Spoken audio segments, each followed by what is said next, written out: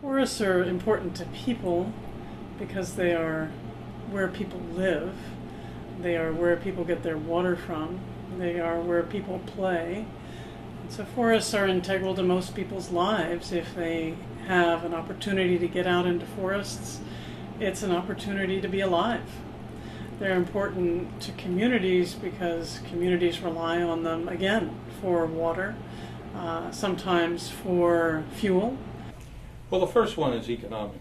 America was built by its forests. We built Chicago, built all of New York, all the Penns Woods, Pennsylvania.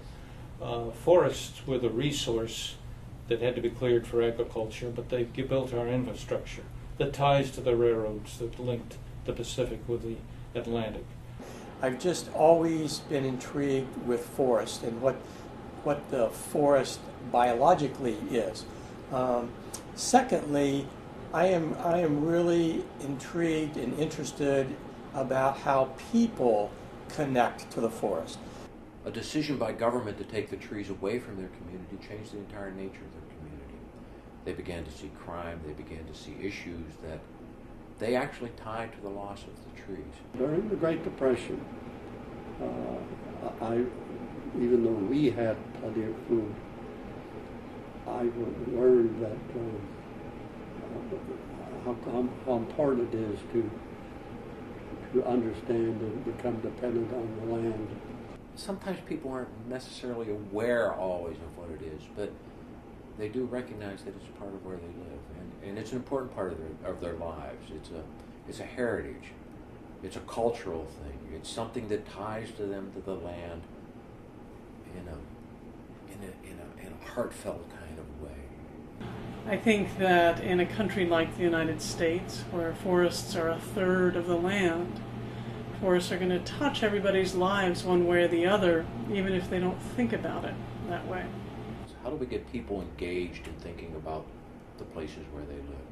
Fundamentally, it comes down to the idea of community.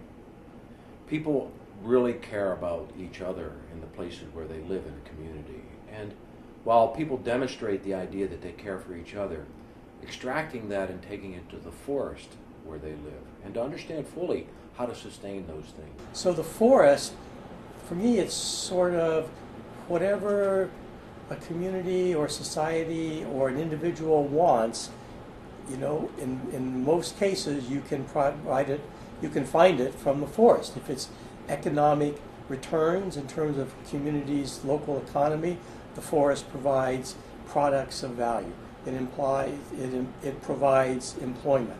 So the forests provide everything. For me, they're sort of the source of our natural life in connection with the earth. People in my generation have happy memories of playing in the forest. And now that forest is gone as more and more of us live. 80% of us live in urban America. Now, fortunately, with open space concepts and more aggressive parks, streamside valley parks, people can still have an opportunity to connect to the woods. But they won't if we continue to have suburban and exurban sprawl. So forests are very much part of the American psyche. They're integral to our social fabric as well as our economic fabric. Fundamentally, I think our forests are in trouble in a lot of ways. We have issues with forest health, we have issues with fire, and then we have, which are pretty obvious, but we have subtle issues like parcelization and invasive plants that people aren't engaged in.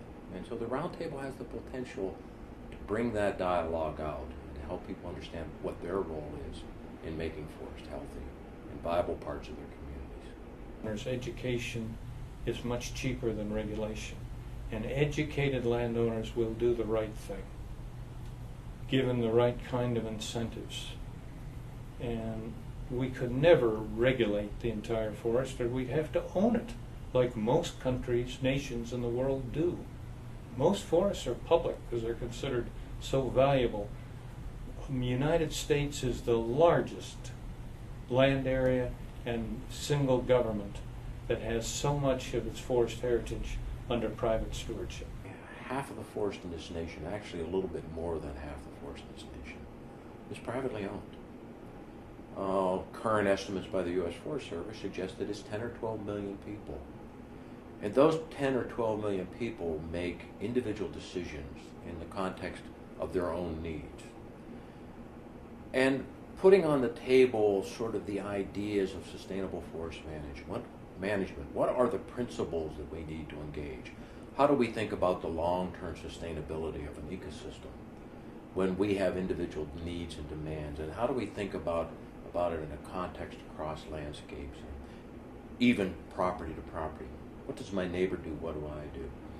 If we can take the ideas of sustainability and engage the individual private landowners, which is a pretty major task, and I think it's only going to be accomplished through education and outreach, sort of providing the data to people so they understand what the question is, helping them have the discussion where they live, and to get people to think about making decisions not as individuals but as a community of people who care about woods and trees. I think that's a role that the Roundtable could easily play. If you go back and look at the reasons why we decided as a nation that we wanted to protect forests in the public domain, create the national forest that we see today in the western United States, and also with laws like the Weeks Act in 1911 that created the Eastern National Forest. Those were driven first and foremost by concerns over water. The Australians talk about being a landholder rather than a landowner. And it's fundamentally an interesting approach to think about how I hold it for the next generation, not how I own it for myself. And so I think a lot about passing forward the ideas that forests are going to be here after we're gone, and we need to take care of them.